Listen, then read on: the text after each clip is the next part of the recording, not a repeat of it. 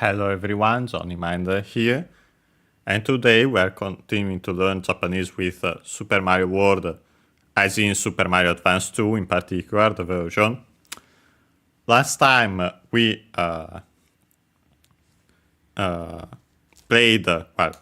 we pressed the yellow switch, we went to the yellow switch palace, as it's called in English. In Japanese, it had actually the name of the level was Kappayama. So yeah, the Kappa Mountain, and then simply yellow switch. After that, we also played another Yoster course. Yoster to course, Yoster Island course. And yes, so today we'll continue playing from there, but unfortunately, considering that we have less time because we started this after watching the partner showcase, we have to start with this because last time in a level, with one of the writings, we found this writing. And as you can see, funny enough, around the middle, considering its meaning, we have a kanji. So yeah, today we'll start by studying that. And yeah, as usual, I'll bring up Wiktionary. Yeah, you can see it already. And I've already opened the page for the kanji, although we'll actually start with one of its components, the one in the middle, as in actually the square. We have studied before in Kirby's Adventure. As a reminder in general, for kanji, if you want to review them or you missed them when we played those games, you can find them. I added the descriptions to the playlists where we studied of the series in which we studied kanji, and you can find the exact parts in which we studied those kanji. So yeah, if you want to check those out, review them, or of course also elsewhere. But yeah, I wanted to start before this with this element. And yeah, it's a pretty simple one. And yeah, straight up a vertical stroke. Yeah, show the stroke order, but yeah, also with the animation, hope will be decent. And yeah, straight up from top to bottom with a single stroke top to bottom.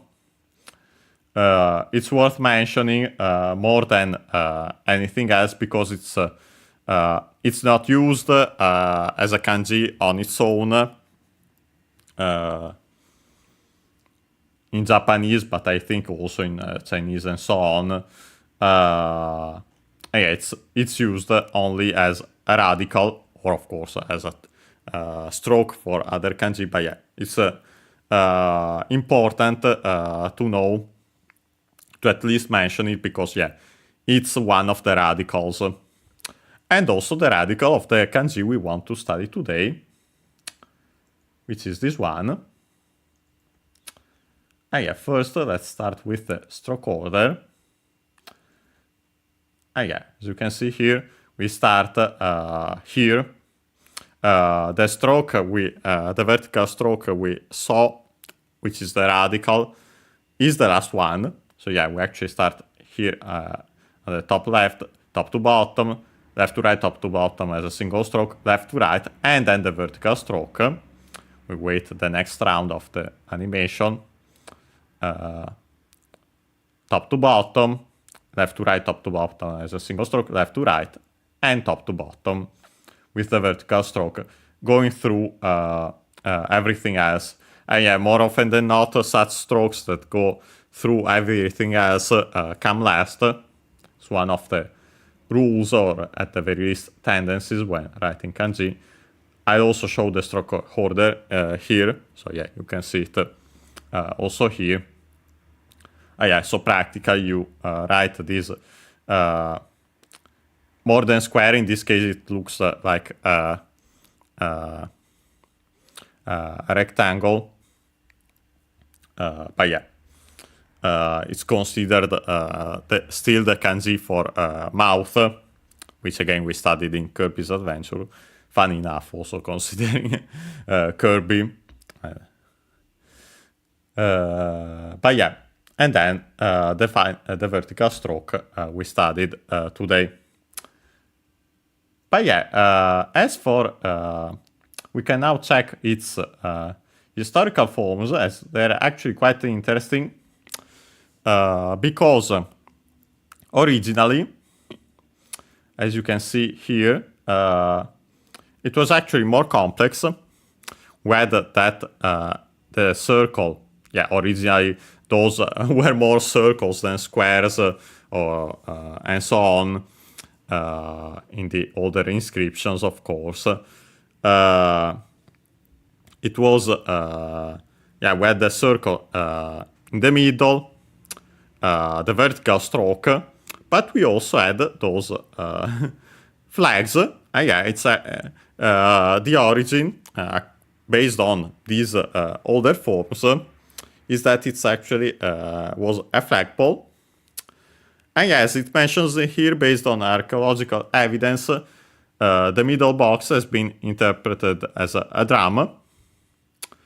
And yeah, there was this flagpole with a drum placed in the center of a field to gather people and also to detect the direction of the wind. And yeah, that's why also the flag, other than most potentially to make it people spot it, even though the drum on its own would be enough. So yeah, even also for the detect the direction of the wind. And yeah, what's interesting is that technically the reconstructed pronunciations of this character,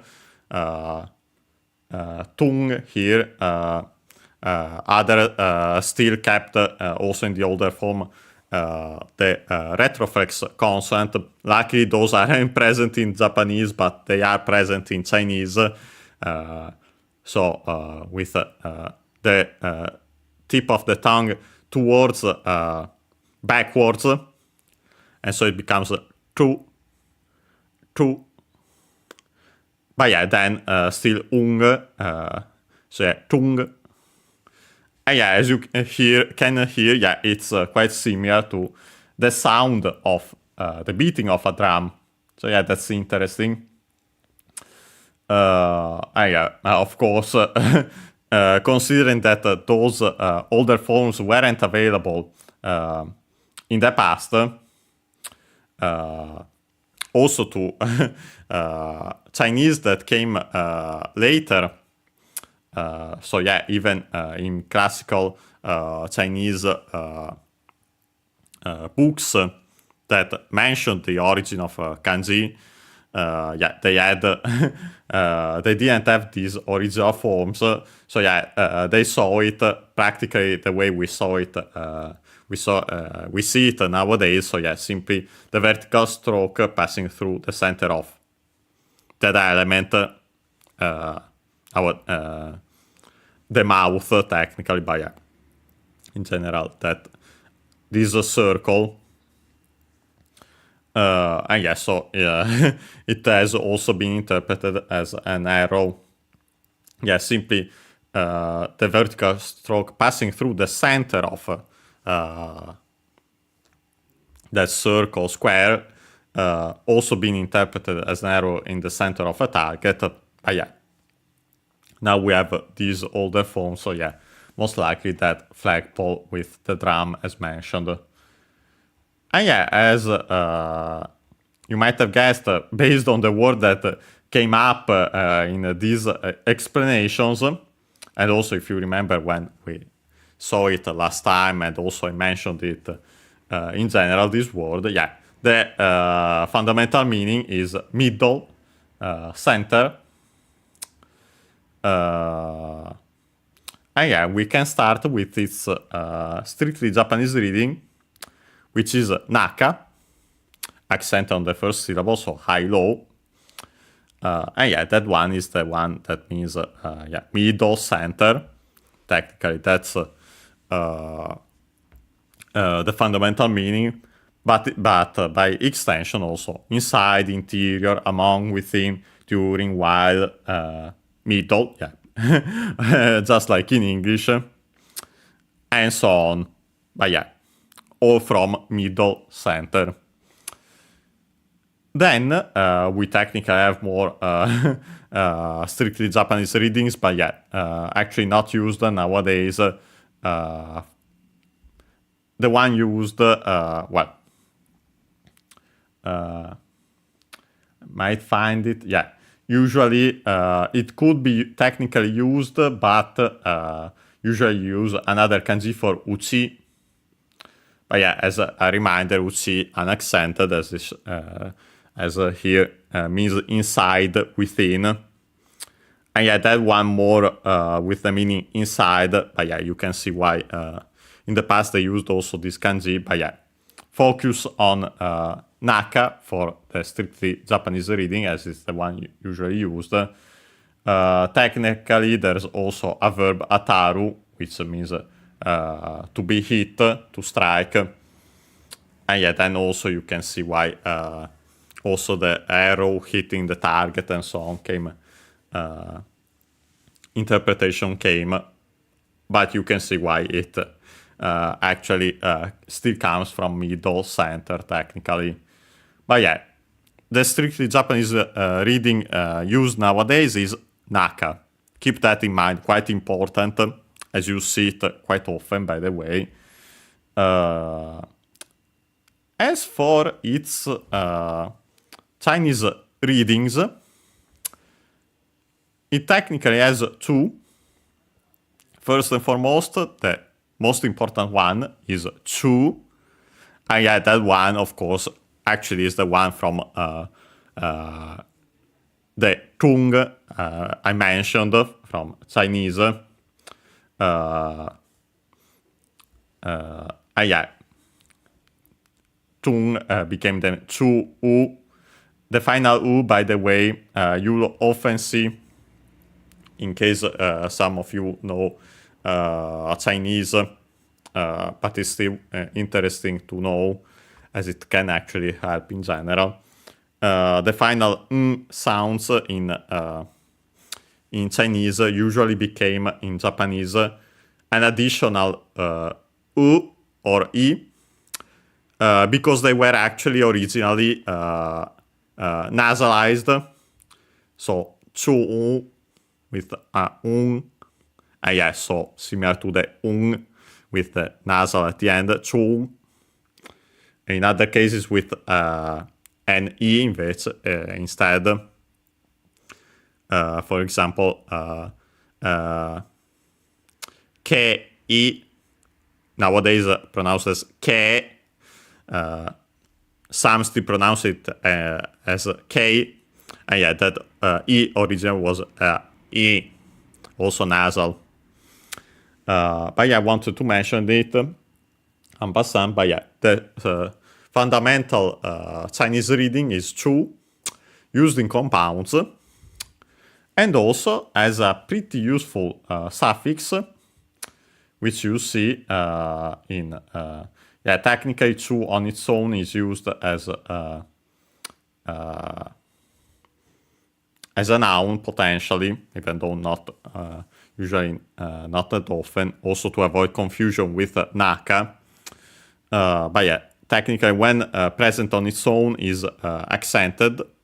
So yeah, on the chu, of course, because the accent stays on the syllable as a whole.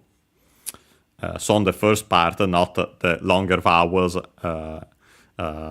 doubling of the following consonant or final n. Yeah, accented. And yeah, when found on its own is more often than not an abbreviation for medium size or middle. Yeah, more useful as a suffix. technically also in, within, among. Yeah, the most important usage is during, while. And yeah, you see it with Chinese compounds. So actually, in the usual sense, I mentioned them. So with Chinese compounds of 2 characters. Let me see. Okay. Of 2 characters. And then you add this suffix and get a 3rd character with this suffix. But yeah, with the meaning in the middle of, for example, a typical, you might see it on signs. Koji 2 for under construction. Koji on its own, actually accent on the first syllable, so it was correct, means construction work. And yeah, so with the 2, it becomes under construction, but yeah, literally in the middle of construction. And yeah, when you want to mention that it's something is in the middle, as in undergoing a certain something, yeah, you'll find these compounds with this suffix. Yeah, now I wanted to mention, well, I want also to, I'll get quickly the physical dictionary.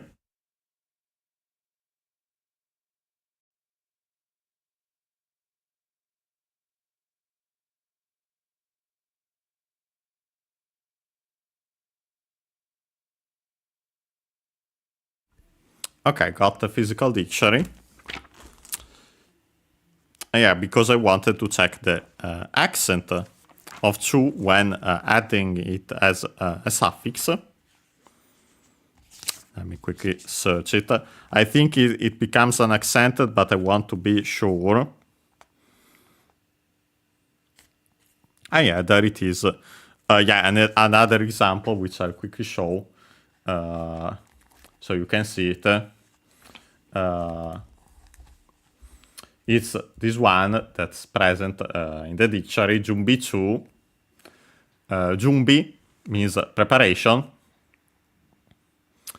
I think accented also on the first syllable. Yes, it is. Just like, so keep it in mind, the second most common accent for these Chinese compounds. So yeah, preparation. And yeah, then in the middle of preparation. And yeah, in preparation, also, for example, for a shop not yet open for business.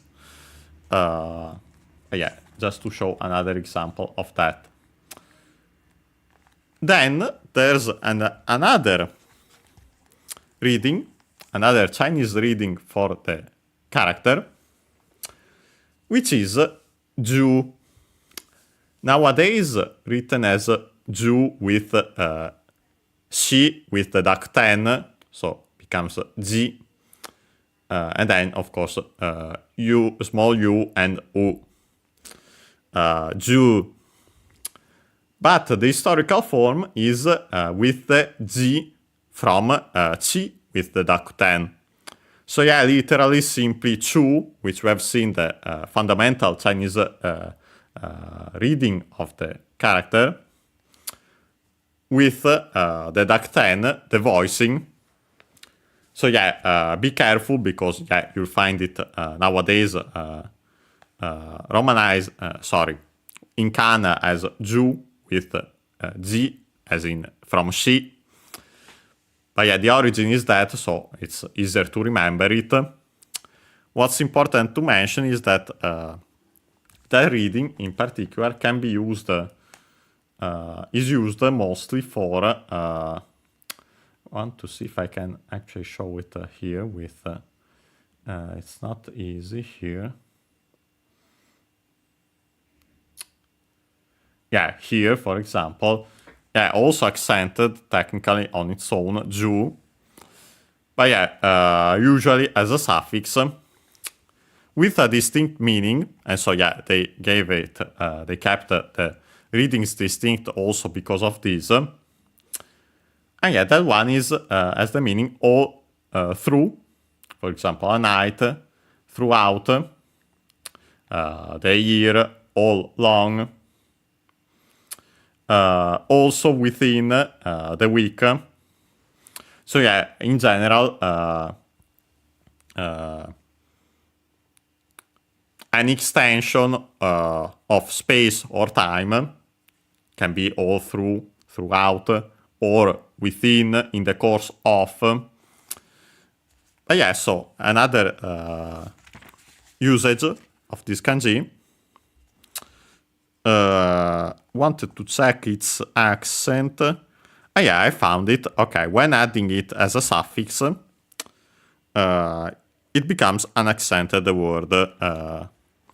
Yeah, for example, this is the most common one, I'd say also. So yeah, unsurprising that the dictionary shows that.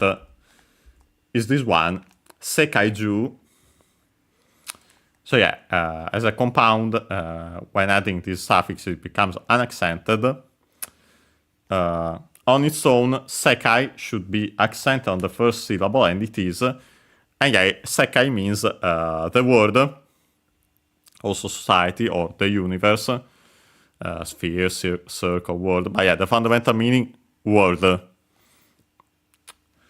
And yeah, so by adding ju, we get around the world, as in throughout the world. Yeah, quite important. But yeah, with that, we can close that. And yeah, as a reminder, yeah, here I got tricked by seeing it on its own. I thought at first it was pronounced as naka. But yeah, here it's simply because we only use this kanji instead of all kanji. But yeah, technically there's a kan which would be usually written with a kanji. So yeah, actually a Chinese compound, and so actually read as chu kan. But yeah, with that we can finally close and actually start playing the game. Yeah, we don't have much time, but I hope we'll be able to play at least one level. Choose a game. Here we go. Super Mario. Yeah, you've seen there barely. We had played 3 levels. Yeah, now we have the Yoshi to Kosu San. Yeah, most likely the number here is, as I mentioned, read with the Chinese numerals, which is the most common way to pronounce numerals on their own. Could be pronounced with the English reading, but I have doubts in this case. Yeah, otherwise the usual Yosta to, so yeah, Yoster, and then the suffix to for island. Yoster, as in a wordplay between Yoshi and Easter, because of course of Easter Island. To, the suffix for island in Japanese, the most common one nowadays. And yeah, so unsurprising to see it with a made-up word. And yeah, also makes the word unaccented. Then of course. And yeah, then the 3. And yeah, with that we can, and yeah, I think we played as Mario the first one, with a swap between them for Yoshi's house. Then Luigi, then Mario again, so yeah, it's saved that we had to play as Luigi, and yeah, we'll do so. Let's go. And yeah, this is what worried me. And yeah, we got a 1-point advice. Yeah, again, between the 2 dashes we have that, so yeah, simply the kind of writing here. So yeah, again, an advice, as it says, a 1 point advice from English. But yeah, this one says Okina coin wa Dragon coin. Okay, it stops there first. First and foremost, we get this Okina from Oki. Usually E adjective, and so with 2 E at the end, the one for ki and then E, Oki, accented, so the accent is on the ki, low, high, and then low for the E, the single E, means big, large, great, also big by extension, for example, loud, and so on, but yeah, big is the fundamental meaning. Here, on the other hand, we have Okina, which is an alternative form, an adjective, as you might have guessed by the na at the end. We have actually seen it before. It becomes accented on the O, on the first O, so Okina, high and everything else low. And yeah, it's an adjective actually used only when put before nouns, so always with the na. And yeah, it's simply an alternative form. You can technically use either, but yeah, remember that both exist. And yeah, so big. And then we have the noun, which is coin. Coin, from English, of course. And yeah, the usual coins found in Mario games.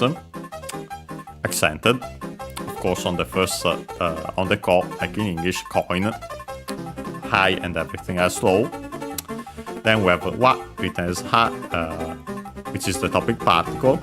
As for the big coins, most likely in this case, I'd say it should be simply in general, but yeah, in English I'd say in the plural, since there's more than one. And then we have Dragon coin, and of course an implied copula. Yeah, as for the big coins, we should also add in Japanese, when translating in English, they are implied dragon coins. Yeah, let's check, of course, also the accent of dragon before moving on. Dragon, of course, from English. We've actually seen it before, and now I also remember it as, be careful because the accent is different compared to English, because it actually moves on the do. Of course, can't stay there in English since it's there isn't a vowel there. We have to add it in Japanese because the D can stay on its own. We add O as usual because otherwise we would change the sound of the consonant. It would become G, as mentioned, like for the Ju, for the kanji we studied, or Zu. So yeah, O is added instead. And yeah, Doragon, so high and everything else low. And yeah, then again coin. Technically being a compound, you most likely keep only one of the two accents. Potentially coin in this case, as we have seen, often it's the second word that keeps its accent when combining them like this. Can confirm it, of course, because we don't hear it. But yeah, we can continue. Hitotsu no ko osude gomai toru to one up shimasu. And yeah, first and foremost we have hitotsu. And yeah, funny enough we get two, also another one. But yeah, first and foremost we have this hitotsu, which is a numeral plus counter combination. Tsu is a general purpose counter of Japanese origin. And so we have to add strictly Japanese numerals, strictly Japanese origin, strictly Japanese numerals. And so yeah, in our case, hito for 1. And so yeah, we get hitotsu. We have seen it before, the accent is on the to. I'll quickly get the other dictionary.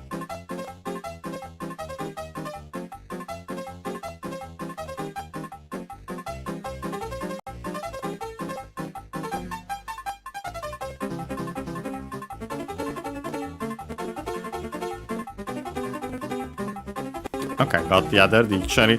Wanted to quickly mention, we have seen some of these before, but still, yeah, the rules for this tsu counter, this general purpose counter, are that it depends on the number,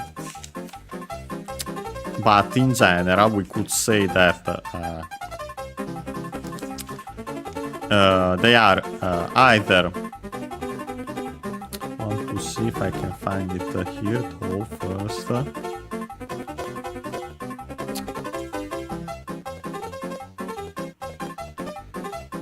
Okay, I don't seem to see it.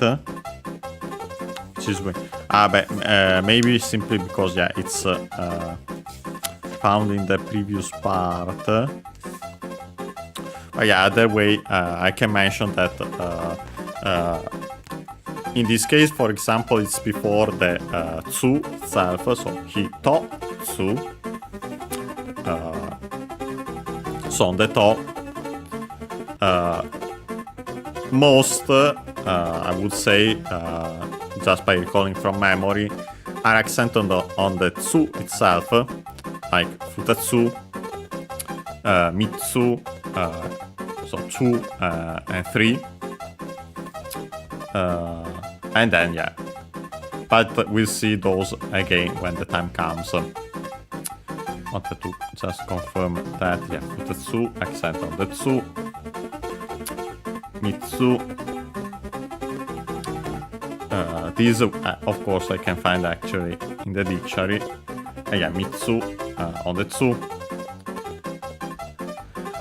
Yeah, as a reminder, the yotsu, which we have seen actually in Zelda 2: The Adventure of Link, in its shortened form, yotsu. But yeah, it's the same. Usually nowadays it's used with the small tsu, so the doubling of the consonant. Yeah, both accented on the tsu itself. So yeah, we'll review them when the time comes, when we see more of them in game.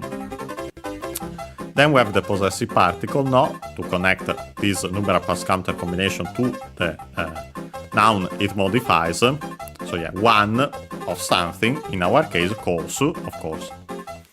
One course. Then we have the particle de, in this case with the meaning in, at, so yeah, in one course. There is the particle used with most verbs.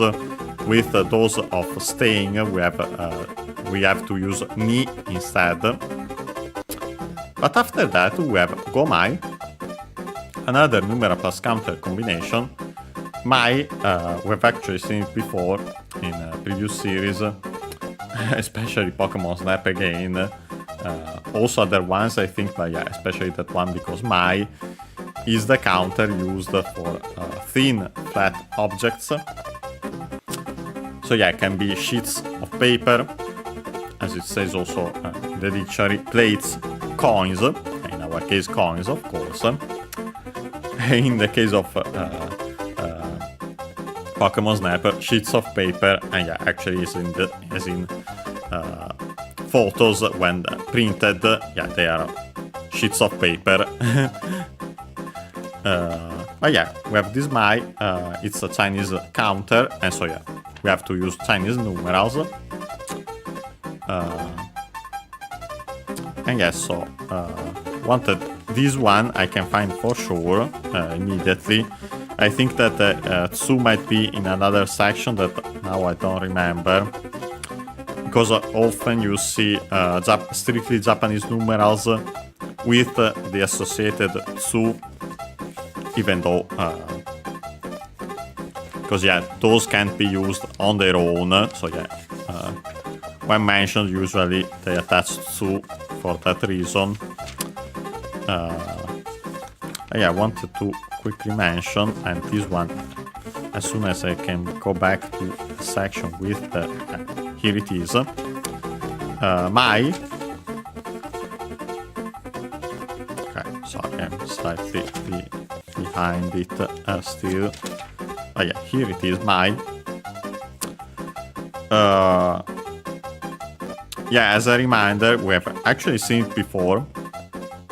Of course, I mentioned it in Pokemon Snap, I'm pretty sure. The accent is usually before mai itself.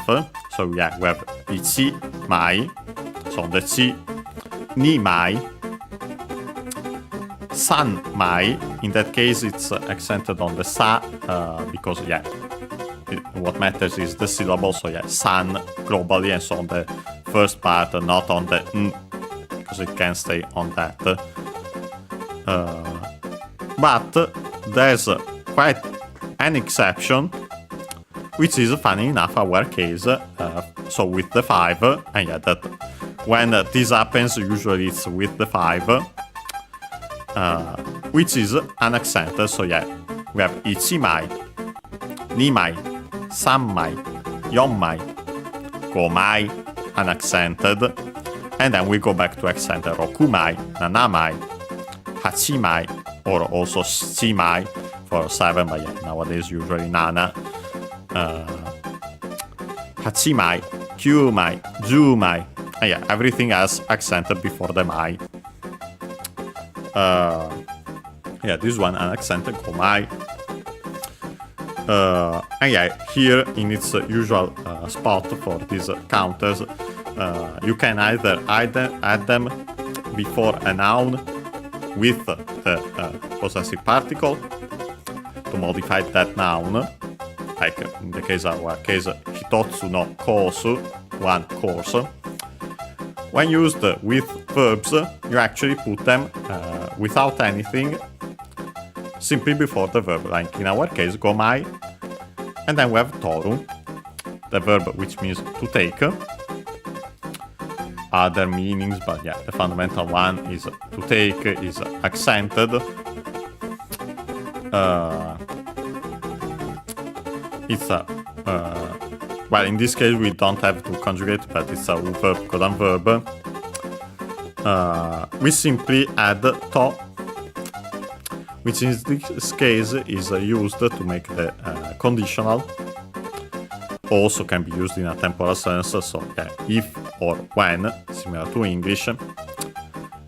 This is the closest one to zero conditional. So if the action of the conditional happens, the verb in to happens, then inevitably whatever else is mentioned after happens. In our case, we have one up. We literally see it written in English, but it would be pronounced one, of course. One from English, the number. And then appu should be with a double consonant. And appu, we have actually seen before, I think. Accent on the first syllable, just like in English. One appu. And last but not least, we have shimasu from suru, to do, unaccented. Unfortunately, one of the completely irregular verbs, so to make the continuative form, we have to remember that it becomes shi.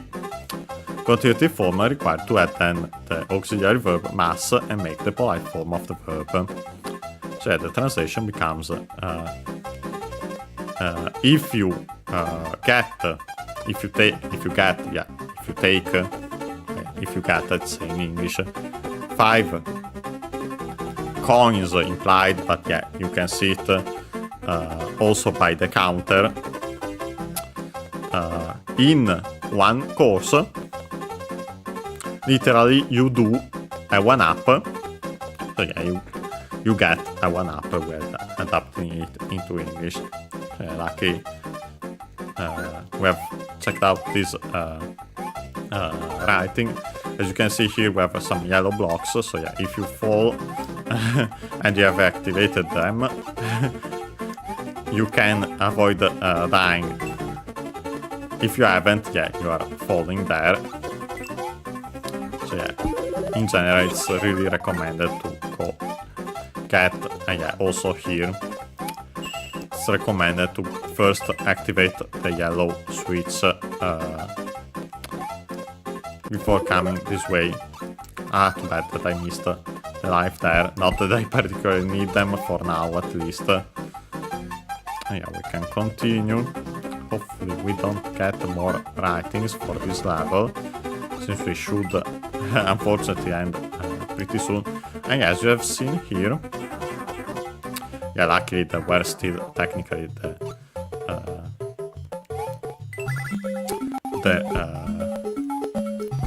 blocks if you have pressed the switch to avoid dying. Yeah, we can get the midpoint, the midway gate, as we saw last time. It was the one that has shown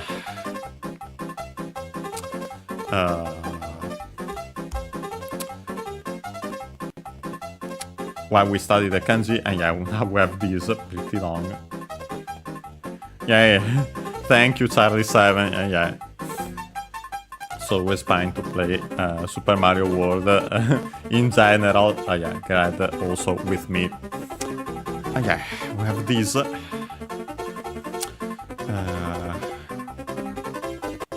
Okay. Let's check it out. Hopefully it won't take too much, even though it's pretty long.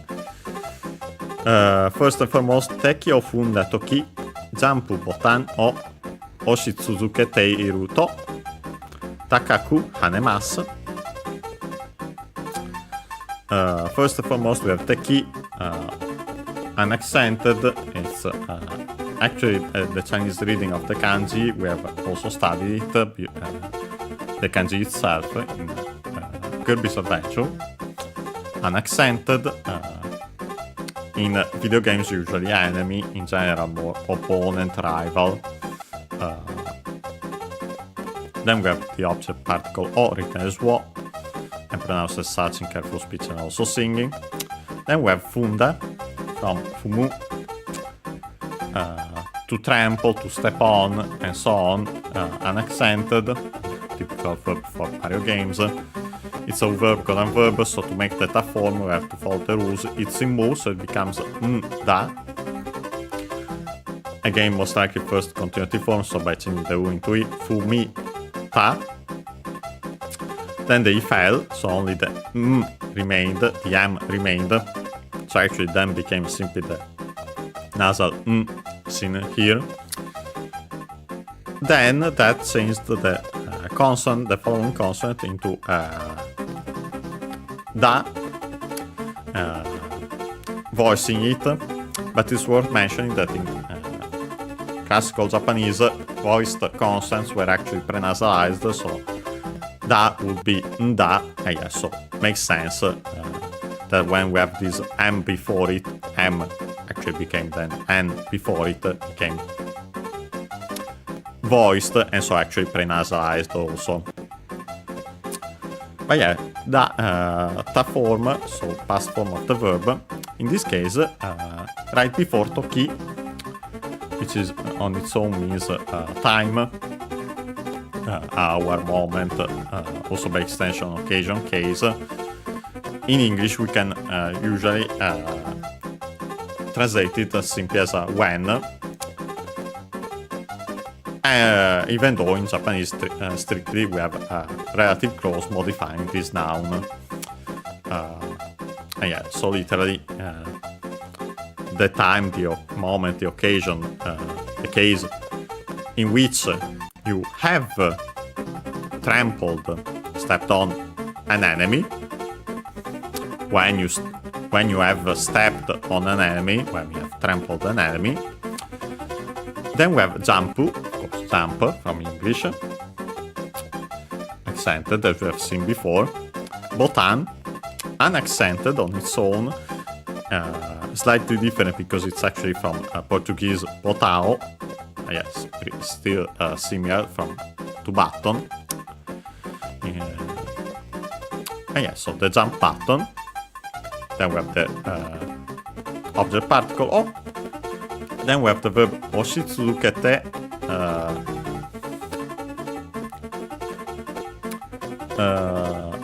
A compound verb from osu. This one was seen before, of course, usually with botan, because it means to push in general, as also to thrust, to shove, but also to push a button. So verb colon verb, so we can change the U into I to make the continuative form, in this case to attach the second verb part of the compound, which is suzukete, from suzukeru. We have actually seen before. It means to continue. The transitive form, but used after the continuative form of a verb, the mass stem of a verb, also called, because it's used to make the mass form of verbs, so the polite forms. But when added with to make such compound verbs, it simply has the meanings to continue, to keep on. Just like the verb on its own. So keep on pressing jump button. Suzukeru, by the way, unaccented, I think I mentioned it, is a ru verb, it's a verb, so we can drop the ru to add the te, make the form. The form in this case is required to then add the verb iru on its own, unaccented, to be as in to exist, for animated things, so people and animals. When used after the form of a verb as an auxiliary, it makes the meanings it's used for continuative actions or states.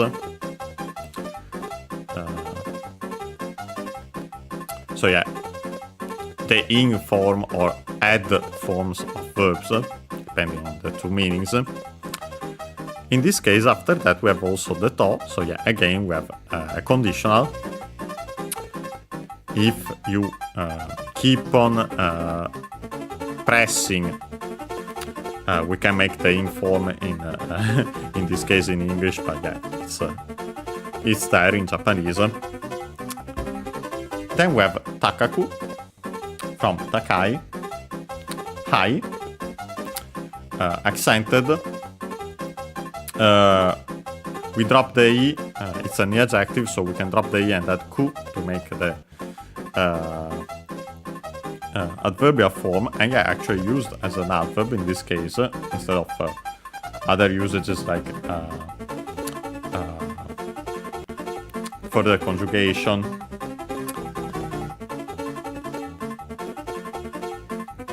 But by the way, its accent should be on the takai. The accent of takai is on the ka, so on the second to last mora, like for the adjectives in the dictionary forms.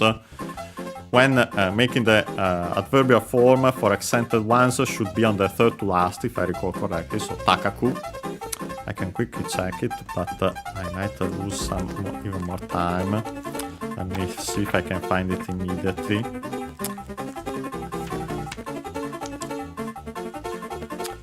Not that one.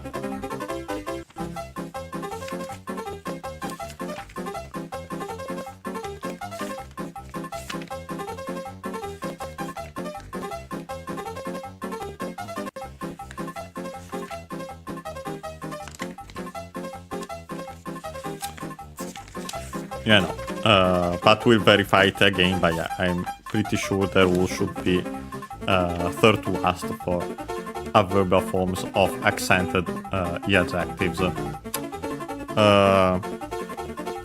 last but not least, we have the verb hanemasu from haneru. which we have seen is one of the verbs that means to jump in Japanese. This one technically to jump as in more to leap, to prance, to spring up, to bound, to hop. Other extended meanings, but yeah, to jump, as in more to leap. Accented. It's a verb, it's a verb, so we can drop the ru to then add mass and make the polite form. And so yeah, the first part is translated as literally the time in the occasion, in the moment in which you have jumped on an enemy, when you have jumped on an enemy. If you keep on pressing the jump button, you jump, you spring high. You could also say higher, because technically, actually in Japanese, we don't it's not necessary, even though there are some ways to do so, to specify the comparative. The adjective on its own can work as such, even more so when we add an actual comparison with the particle yori then. But yeah, we'll see those again and again. We can continue with the second part. Suimen de wa ue ni ki o irete inai to takaku jumpu dekimasen.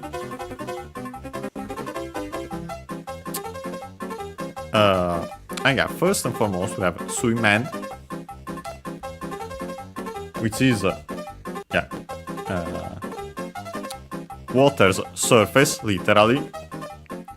I wanted to check the accent. Yeah, unaccented makes sense since it's a Chinese compound. Don't remember if we ever studied the kanji for water. We have mentioned it in other occasions, but don't remember it, sorry. Then we have the, again the particle in this case in at, and then we have the topic particle, so yeah, we combine those. And literally, so as for in, at the water's surface, then we have we, above, top, and so on, up. We studied the kanji of that, actually.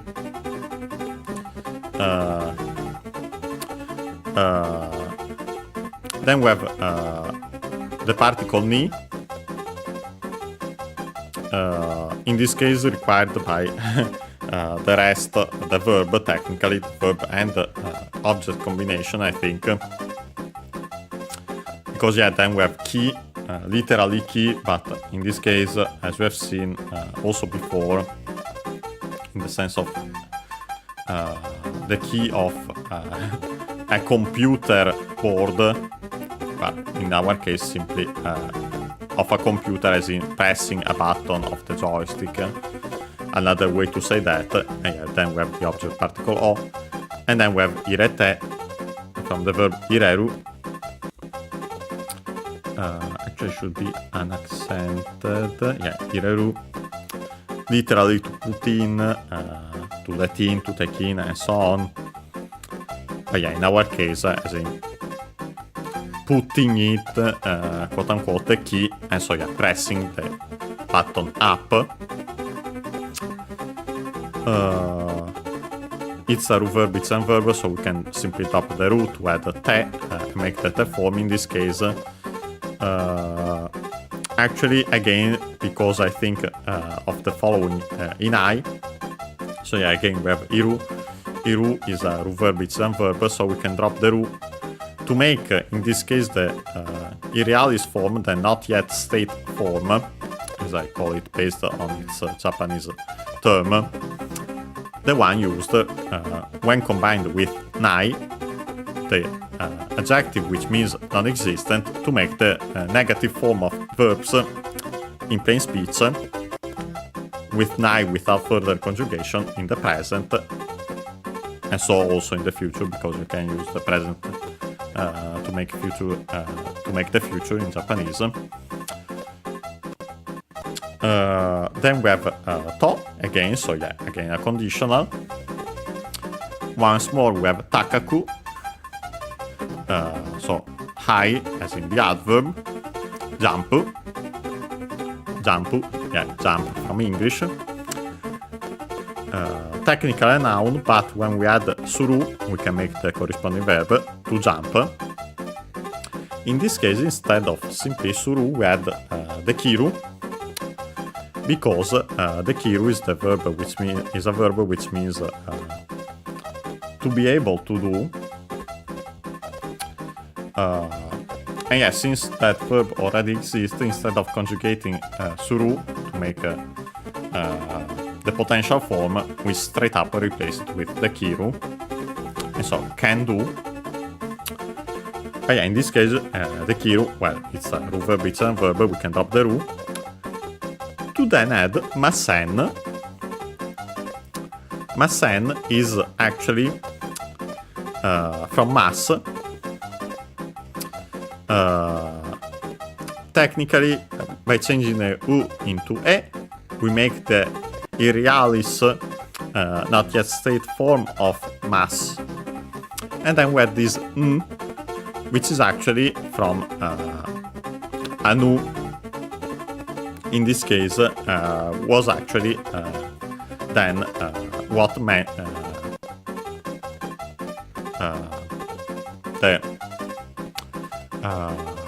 the part, we could say, can't find of a better word for the moment, yeah, which gave the negative sense. So yeah, masen, yeah, not yet form, plus the n, which is similar to nai, which we use usually nowadays with verbs, yeah, gives the negative meaning to the word. And so yeah, masen is the negative form of mass in the present, and so also the future.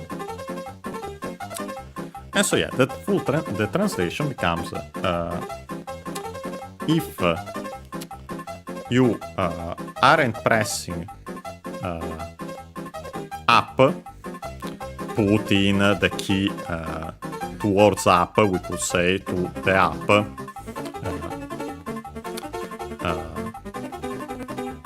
And before it we have as for at the water surface. If you don't press up, you can't jump high.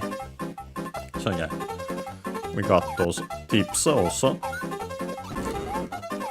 Yeah, quite important. So yeah, you now know how to jump also out of the water, other than jumping higher on enemies by keeping the button pressed. Okay, let's make the jumps here. Missed there, but we can recover. Lucky we had pressed the yellow switch. Okay, we can make the jump here. There are those blocks, which I don't remember exactly how they work. Yeah, we got the 5 dragon coins as mentioned in the writing, and so we got a 1-up. Yeah, this time I tried to actually, and I still missed. But oh well.